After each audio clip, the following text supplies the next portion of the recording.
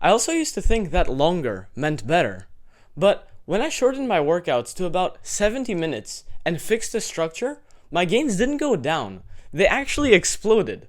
I went from a 40 kilo dip 1 rep max to repping 55 kilos for 3 clean reps. I didn't add more exercises or train more days. I just stopped wasting time. Most of your gains come from a few quality sets. Your first hard set gives you about 60% of the growth. Everything after that, at 6 sets, you actually start getting diminishing returns. Because long-term progress still requires practice, adaptation, and enough volume over time. The goal isn't to train less, it's to train smarter. So here's how to shorten your workouts without leaving gains on the table. I'll first go over how to shorten your regular workouts to save time, and after that, I'll go over how to have really short and quick workout sessions if you have absolutely no time that day. Do staggered sets instead of supersets.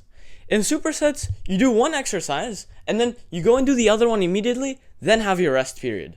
But in staggered sets, what you do instead is you have your first exercise, you rest halfway through the first exercise rest period, then you have your second exercise in the middle of the rest period, then rest a little bit more once again, so you can do the second set of the first exercise. This is way more optimal, because you'll be properly ready for each set, meaning you'll be able to push hard, push near failure, and also make sure the reps are high quality. And staggered sets still do all of this while taking the same amount of time. The rules for staggered sets are don't superset with your main movement. So let's say you're training maybe you're training pull or you're training pull-ups on a day. Don't superset your main movements, if it's pull-ups, let's say, with anything else. Keep them on their own because you need those sets to be ultra high quality. But also, don't stagger the sets of compound lifts with other compound lifts. You should only put isolations with compounds or isolations with isolation. And if your sets are really tough, like all the way to failure, maybe you're in a peaking phase, I would tell you only superset the small muscles. So like maybe lateral raises with biceps or lateral raises with triceps. Staggered sets will save you about 25 minutes per workout. Next, we have grease the groove. This is really good for unlocking your first pull-up, push-up, dip, skill, whatever. But you can also just use it as a regular way to train.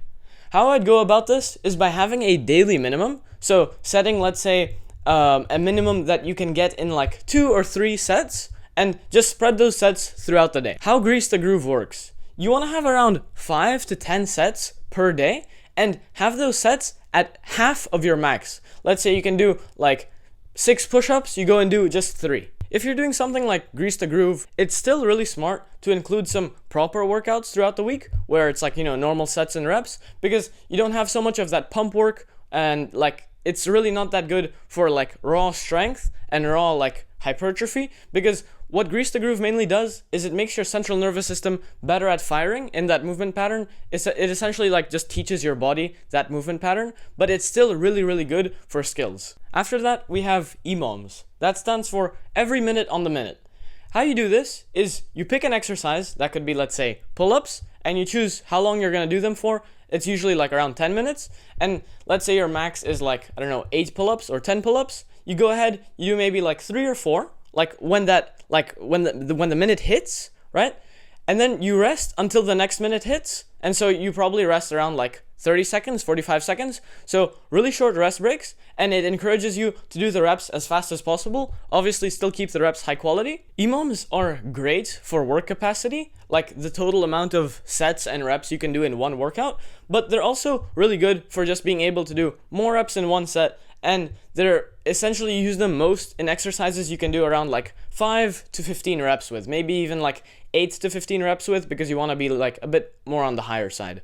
Don't do EMOMs with some really tough exercise like squats, because you're probably gonna log out. So EMOMs are really great for volume, getting in tons of reps, but really quickly. If you're shortening your workouts, at least take some of that time and put it into cardio. Go on a walk, go on a run, go on an incline treadmill, something like that. There was a study where they took people who exercised about 3 times a week, that was mainly cardio, and they compared the happiness levels with them to people who make $25,000 more per year. And they had the same happiness levels, and many times the people who were exercising were actually happier. With $25,000, bro, you can go live in like Southeast Asia for a good like 2-3 years. Next up, what you should do if you barely have any time to train, you just want to shorten your original workouts. Don't do this all the time because it's really difficult to like progressively overload. This should be kind of like a last resort kind of thing if you have like 20 minutes to work out, let's say. The first thing is myo reps. This is doing like a regular set near failure and then resting a little bit and doing more sets. So how you do this, let's say you're doing like, I don't know, push-ups or something. So you go ahead, do some push-ups near failure, maybe like 2 reps from failure. You rest 5 deep breaths, so it's like,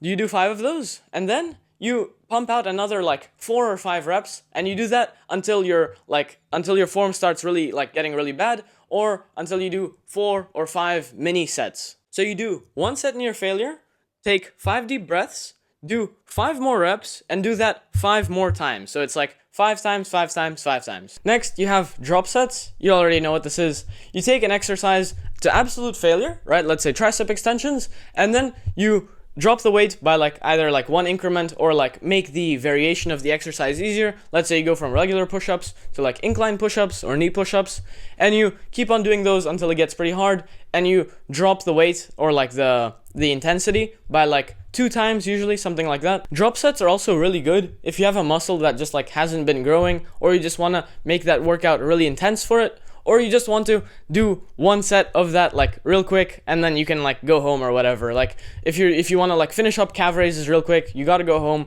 You go like you do a tough set, really tough. This has to be really tough with drop sets, and then you drop the weight like 1, 2, maybe even 3 times if you're really intense.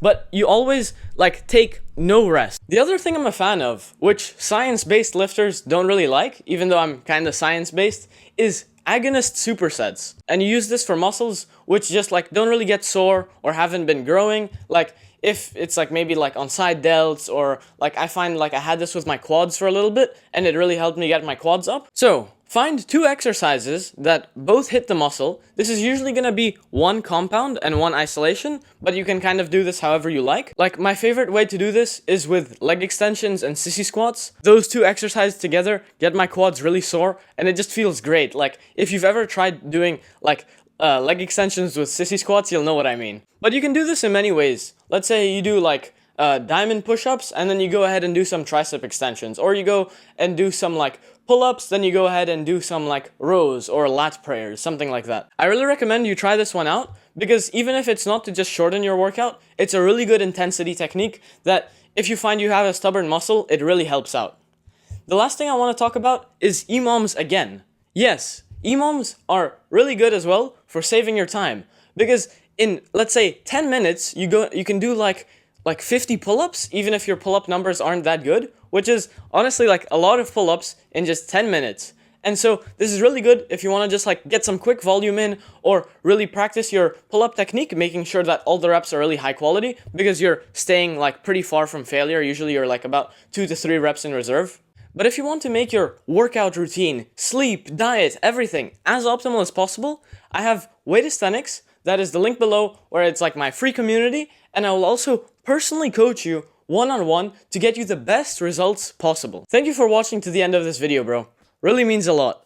I have my coaching set up for completely free. If you want to check it out, you just check the first link in the description. That's Calisthenics. You can join that community. I will DM you one-on-one and we'll hop on a call. I'll help you out, make your program, make your diet better, make your sleep better, so many things. Because a YouTube video like this can only give you so much personalized action, but personal coaching is so much better.